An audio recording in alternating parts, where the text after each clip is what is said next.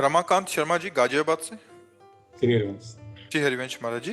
गुरुदेव, जीवात्मा के शरीर की मृत्यु होने पर श्री जी से विशेष दैन्य भाव से प्रार्थना करने पर दोबारा जीवित वो जीवात्मा हो सकती है? कदापि नहीं। जब आयु खत्म तो फिर खत्म। अगर जीवित प्रार्थना करने से हो जाती तो कौशल्या जी को वैधव्य सहना ही नहीं पड़ता।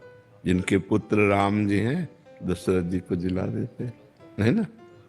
भगवान ने अपने पिता को नहीं जिलाया तो औरों की बात जानी। आयु खत्म तो फिर खत्म, फिर कोई प्रार्थना कोई उसमें। हाँ, कुछ महापुरुषों में ऐसा देखा गया कि अपनी आयु उन्होंने उनको दे दी। ऐसा देखा गया कि वो संकल्प किए और अपनी आयु का हिस्सा उनको दे दिया, तो उससे फिर उनकी आयु। लेकिन जितनी श्वासें जिस जीव की हैं उससे ज्यादा एक श्वास भी नहीं ले सकता।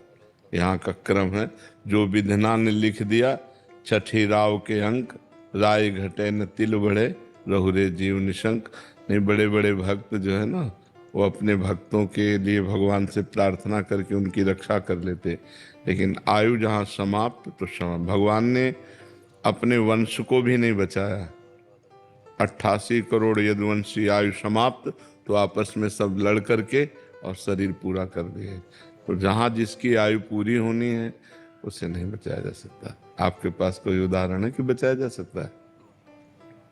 तो अगर बचाया जा सकता तो बड़े बड़े ब्रह्म ऋषि, बड़े बड़े महात्मा, देखो वशिष्ठ जी जैसे, जो नई सृष्टि की रचना कर दें, वो नहीं बचा पाए दशरथ जी को। जाना है तो जाना है। यहाँ से जब जो घड़ी जो श्वास, बस उसमें खत्म। इसीलिए जितनी श्वासें हैं, हर श्वास में नाम जप करो, अच्छे आचरण करो, कोई पाप कर्म ना हो पावे, ज्यादा जीने की आशा न रखो। जितनी श्वासें उतने में काम बना लो। मान लो मेरी अब एक श्वास रह गई, हमने राधा बोला, इसी से भगवत प्राप्ति हो जाएगी। हमें 100 श्वासों की जरूरत ही नहीं है। एक श्वास हो और अच्छे आचरण हो और राधा नाम हो, कृष्ण नाम हो, हरि नाम हो, उसी से काम हो जाएगा। बहुत श्वासें हैं गंदी आदतों में, गंदे आचरणों में, तो उसका कोई महत्व नहीं रहा। जीने का क्या महत्व? लोग समझ रहे हैं, बेविचार कर रहे हैं, मांस खा रहे हैं, दूसरे जीवों को काट रहे हैं, हिंसा। ये क्या तुम्हारा जीना? क्या नरक का सामग्री तैयार कर रहे हो?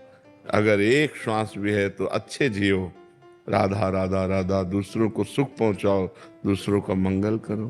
तो मेरी जहाँ तक जानकारी है उसके अनुसार एक श्वास भी आगे नहीं बढ़ सकती। जितनी निश्चित श्वासें हैं उतनी ही निश्चित रहेंगी।